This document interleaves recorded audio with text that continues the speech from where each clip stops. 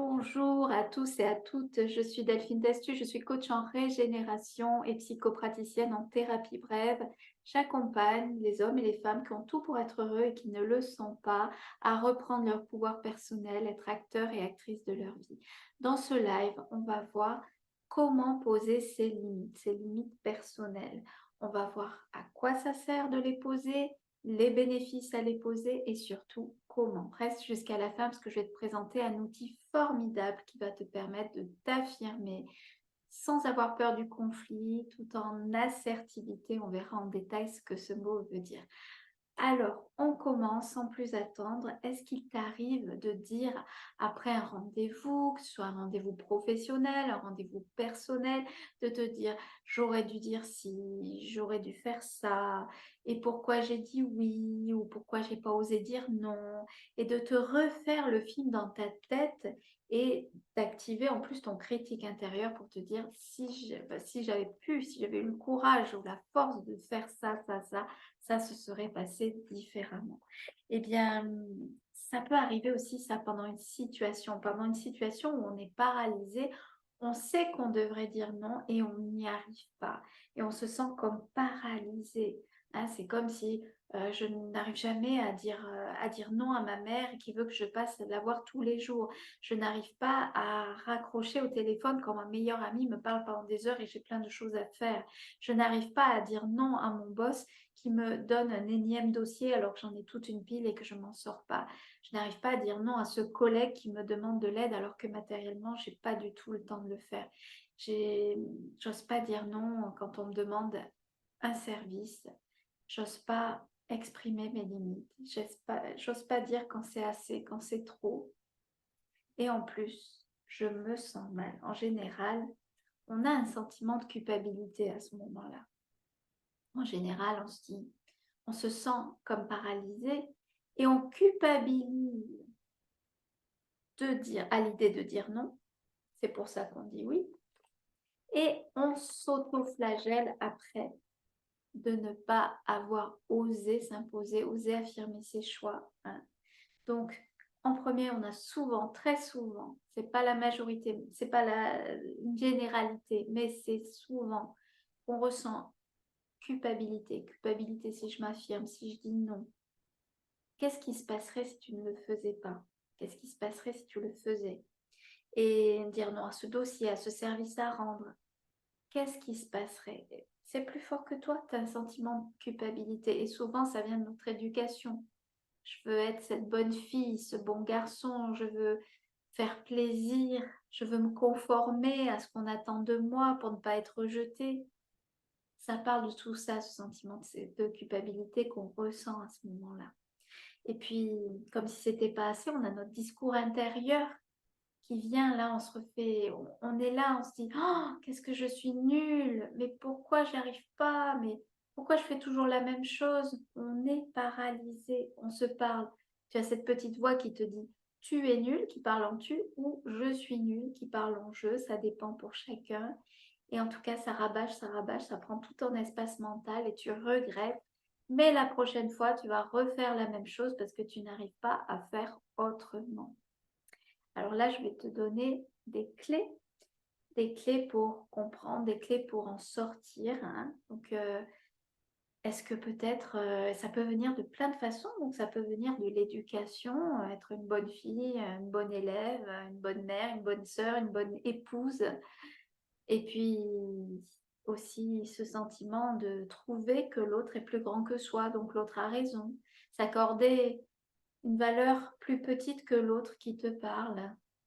Ne pas se respecter soi-même, ça parle d'estime de soi, ça parle de plein de choses et ça peut venir aussi d'un réflexe archaïque inconscient qui passe même pas par ton cerveau, qui te dit, qui automatiquement, quand on te demande un service, tu vas dire oui. Tu vas même pas réfléchir, tu vas même pas réfléchir à si tu as le temps, si tu as les moyens, si tu as l'énergie. Tu vas automatiquement dire oui. Parce que c'est comme ça, tu as créé une autoroute neuronale à l'intérieur de ton cerveau qui fait que tu prends directement ce chemin. Alors là, il y a des moyens pour se recentrer. Donc, en coaching, souvent, on discute des situations et on va aller décortiquer ce qui se passe pour toi entre le fait on te demande un service, on te demande quelque chose, et qu'est-ce qui se passe pour toi dans ta chaîne des faits ou comportements qui fait que tu acceptes et que tu n'oses pas dire non. C'est tout le travail d'un coach d'analyser ton fonctionnement intérieur, ton déclencheur, qu'est-ce que ça réveille chez toi, de quoi ça parle, qu'est-ce que ça dit de toi, et pour aller travailler comme ça sur ton identité, sur tes freins, sur tes doutes, sur tes peurs, pour aller dépasser et reprendre vraiment le pouvoir, ton pouvoir personnel, et être acteur ou actrice de la situation. Alors, je vais vous donner des clés pour poser vos limites personnelles, si ça vous parle. Alors, à quoi ça sert de poser ces limites personnelles? Eh bien, tout d'abord, c'est vraiment une question de respect. Parce que si tu poses tes limites, ça veut dire que tu te respectes. Et ça veut dire que tu vas développer ou cultiver l'estime de toi. Ça va nourrir l'estime de toi. Même si tu ne l'as pas construite quand tu étais petit, comme elle doit se construire normalement entre 0 et 7 ans, par des parents qui sont valorisants, qui te donnent ta place, où tu as ta place, tu sens que tu as ta place, tu sens que tu es aimé, apprécié, même si tu ne l'as pas construit entre 0 et 7 ans, comme ça se construit normalement, il est toujours temps à l'âge adulte, de reconstruire cette estime personnelle par des petits pas, par comprendre ses fonctionnements, comprendre de quoi on a peur, comprendre ce qui va nous motiver, on explore les leviers de motivation et on arrive comme ça à faire des choses formidables.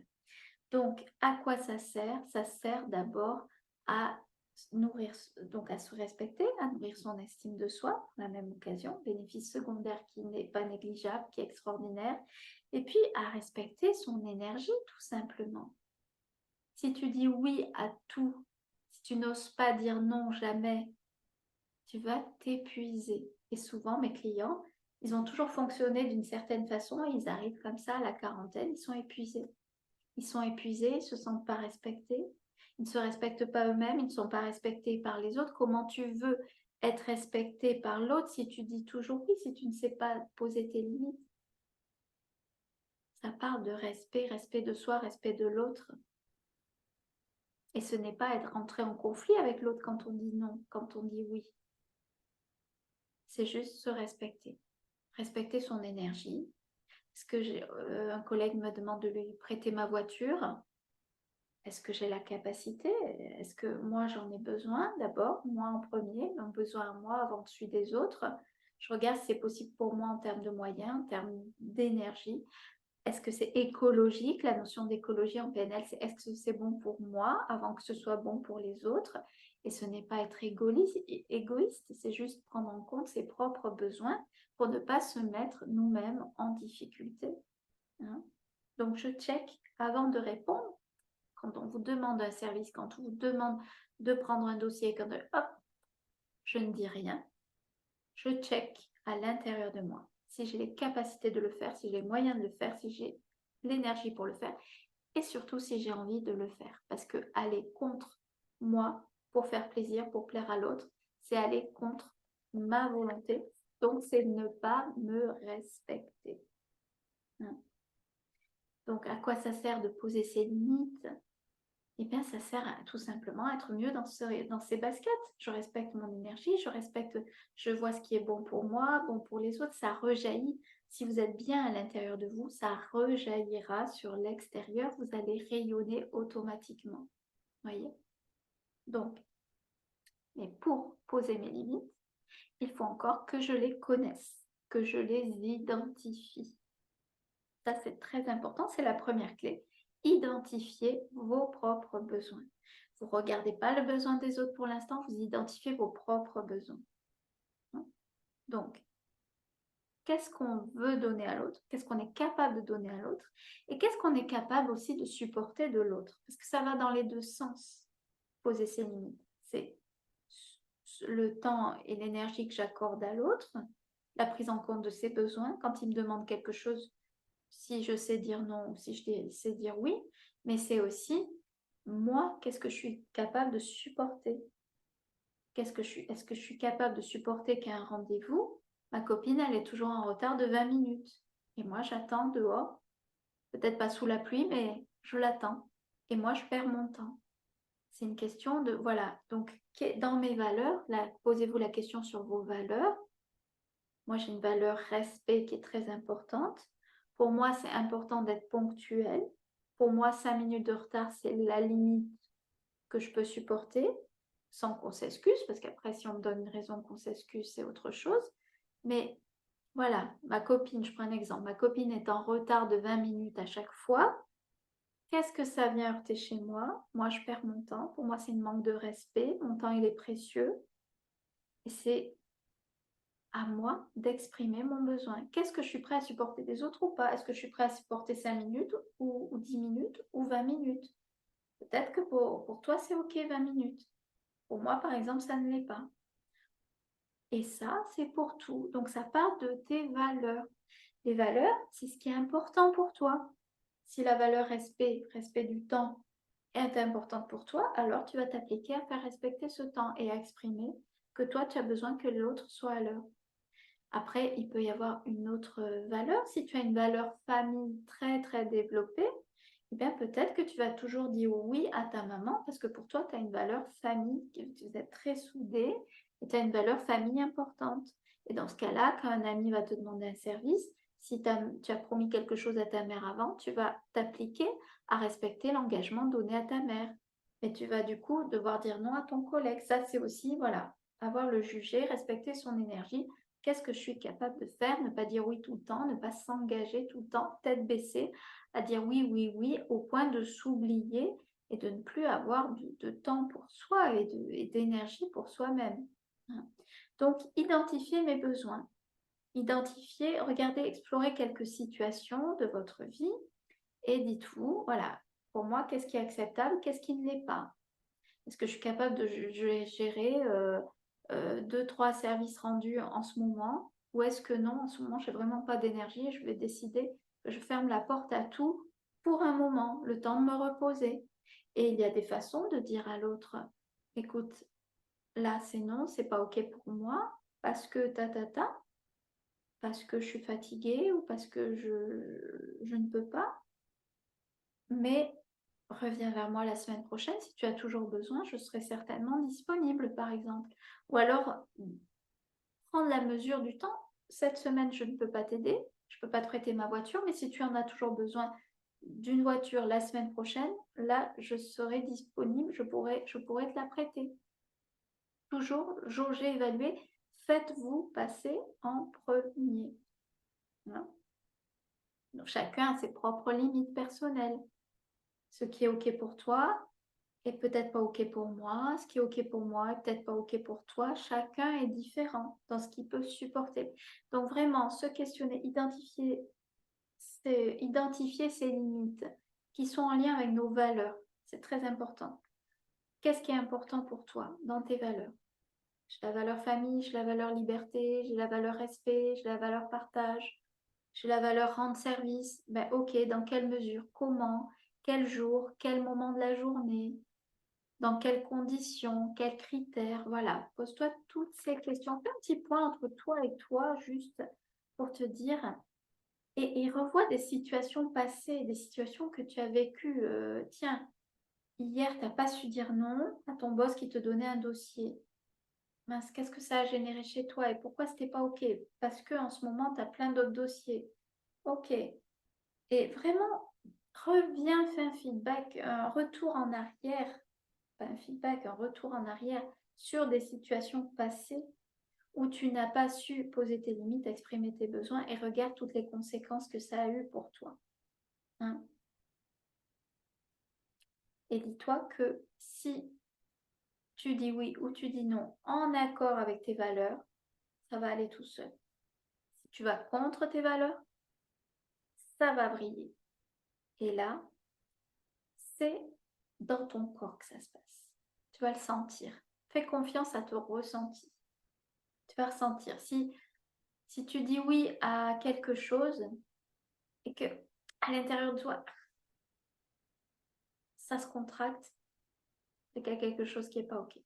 Donc, dans ce cas-là, tu reviens sur la situation et tu te dis, ouais, comment j'aurais pu faire autrement?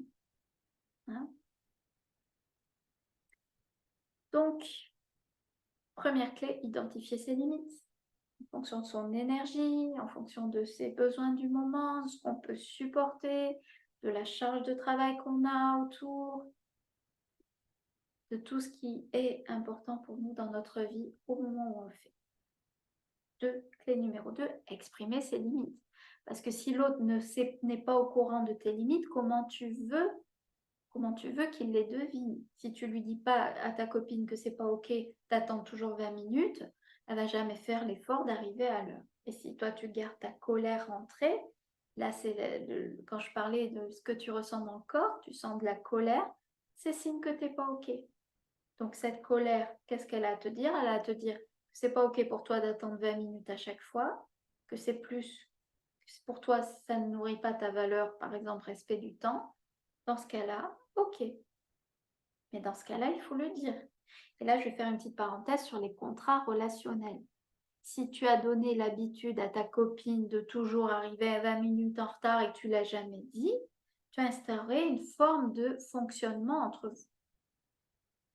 Et si tu attends que la coupe est pleine pour dire « j'en peux plus », ça fait 20 minutes que je t'attends, d'un coup tu vas exploser, elle ne va pas savoir d'où ça tombe. C'est la première fois que tu vas l'exprimer. Et elle va vous regarder comme ça et ça va sembler fou en fait. Donc, on instaure des contrats relationnels avec les personnes avec qui on vit, avec nos enfants, avec nos conjoints, avec nos amis. Si vous êtes toujours cette bonne copine ou ce bon copain à qui on peut demander service ou on peut appeler à n'importe quelle heure du jour et de la nuit, forcément, vous avez bâti un mode de relation sur ce fonctionnement-là.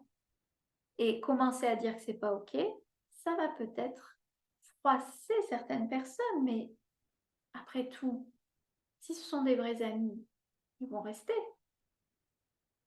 Ceux qui ne vont pas rester, c'est ceux qui ne sont pas des vrais amis, qui sont là dans cette forme de contrat relationnel parce que vous êtes la bonne copine qui rend service, la bonne personne sur qui on peut toujours appeler à n'importe quelle heure, par exemple, ou la bonne personne qui me garde toujours mon fils si j'ai besoin, en dernier moment. Et à un moment donné, stop, ça ne marche plus, ça ne fonctionne plus, vous cassez le contrat relationnel. Mais remettez en cause, vous avez pris cette responsabilité à un moment donné d'instaurer ce genre de relation. Si ce n'est plus OK pour vous, c'est à vous de le dire aussi. Prenez votre responsabilité pour l'exprimer. Hein? Et le fait, voilà, si on a eu un contrat relationnel, entre guillemets, avec un conjoint, c'est toujours toi qui as porté la poubelle, et un jour ça passe plus, tu ne supportes plus de porter la poubelle, un exemple bidon hein, pour exprès, et bien là, au lieu d'exploser d'un coup, on va exprimer à l'autre, ce n'est plus OK pour moi de porter la poubelle, mais on va expliquer pourquoi. Et on va le faire en douceur, pour ne pas briser la relation. Et là, c'est la troisième clé. Je vais te parler d'assertivité. Qu'est-ce que ça veut dire l'assertivité? Ça veut dire s'imposer, ça veut dire s'affirmer sans s'imposer justement. C'est l'assertivité, c'est un mot qui est l'affirmation de soi. Hein. Et pour retenir ce mot, moi j'adore, j'ai un moyen vraiment de le retenir. Je vais vous partager mon écran pour vous montrer juste un petit visuel qui va être beaucoup plus parlant. Voilà, poser les limites. L'assertivité, c'est ni hérisson ni paillasson. C'est l'affirmation de soi dans le respect de l'autre. Pensez à ce moyen pour retenir ni hérisson ni paillasson. C'est très très important d'avoir toujours ça en tête, cette image, ni hérisson ni paillasson. Ça, c'est l'assertivité. Voilà. Donc, on va voir un outil maintenant pour communiquer de façon assertive. C'est la communication non violente. La communication non violente, c'est le moyen d'exprimer ses besoins de façon assertive, de s'affirmer sans aller dans le conflit. Vous allez voir qu'avec cet outil, vous allez voir que vous n'allez plus, l'autre ne peut pas réagir en conflit. C'est la clé, c'est le moyen de poser, c'est le moyen que je vous propose pour poser vos limites sans aller au conflit, sans prendre le risque d'être rejeté, qu'on ne vous aime plus, qu'on ne vous parle plus. Voilà. Donc, il y a 4 étapes pour la communication non violente. C'est Marshall Rosenberg qui l'a imaginé avec ces étapes. Donc, première étape, je décris les faits. Deuxième étape, j'exprime mon émotion, ce que je ressens moi à propos d'une situation, pourquoi c'est un problème. 3, j'exprime mon besoin. Et 4, je fais une demande à l'autre. On va voir en détail les étapes. Donc, première chose, je décris les faits. Et quand je les décris, je n'interprète pas et je ne donne pas de jugement de valeur. Et de cette façon, en disant les faits comme ça, on ne peut pas avoir de réaction de conflit en face. On ne peut pas susciter d'émotion chez l'autre. Si quelqu'un avec qui vous travaillez arrive en retard tous les matins de la semaine et que vous, ça vous perturbe dans votre organisation, vous pouvez lui dire lundi, mardi, mercredi, tu es arrivé 10 minutes en retard, j'ai pas pu commencer la réunion. Vous pouvez dire aussi à votre ado, le matin, quand tu pars au lycée, il y a ton bol de céréales sur la table avec des miettes partout, des taches sur la table. Moi, quand je rentre le soir de travailler, que je suis fatiguée de ma journée, voilà, il y a toujours le bol sur la table. Donc, vous décrivez les faits sans interprétation ni jugement de valeur. La poubelle était encore pleine à ras-bord, par exemple. Alors, encore si c'est un petit peu jugement de valeur. Juste, la poubelle était pleine à ras-bord. Je n'ai pas eu de tes nouvelles depuis un mois. Alors, on évite le tu qui tue. C'est Jacques Salomé qui a dit cette phrase. Pas de tu qui tue, hein, du verbe tuer. Pas le tu, toi, du verbe tuer. Pas de lecture de pensée. Je ne m'imagine pas ce que l'autre va penser, je n'en sais rien. Pas de supposition, pas d'accusation. Hein. On décrit les faits tout simplement. Après, il y a le D. Donc, la CNV, c'est les faits, rien que les faits. Hein, voilà, je décris avec bienveillance, objectivité, sans émotion. Je suis factuelle et pragmatique. Je vois que hier matin, il s'est passé ça, ça, ça. Je remarque que on s'était entendu pour ta, ta, ta, ta, ta. Vous décrivez les faits. Hein. On décrit les faits, c'est la première étape.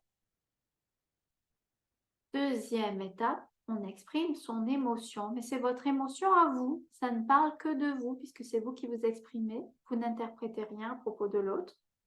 Vous allez juste dire ce que vous ressentez vous. Et là encore, la personne en face ne peut rien vous dire, ne peut rien vous reprocher, puisque vous ne faites pas juste de ce que vous exprimez. Donc, vous allez dire ce que vous ressentez à propos de la situation ou pourquoi ça pose un problème pour vous. Je reprends l'exemple de l'ado qui laisse son bol sur la table, son bol de céréales tous les matins. Quand vous rentrez le soir, il y a toujours le bol sur la table. Oh là là, j'ai l'impression de n'être qu'une femme de ménage. Je rentre du travail, je vois ça. Qu'est-ce que ça vous fait? Ça vous dégoûte? Ça vous décourage? Ça vous frustre? Ça vous dérange?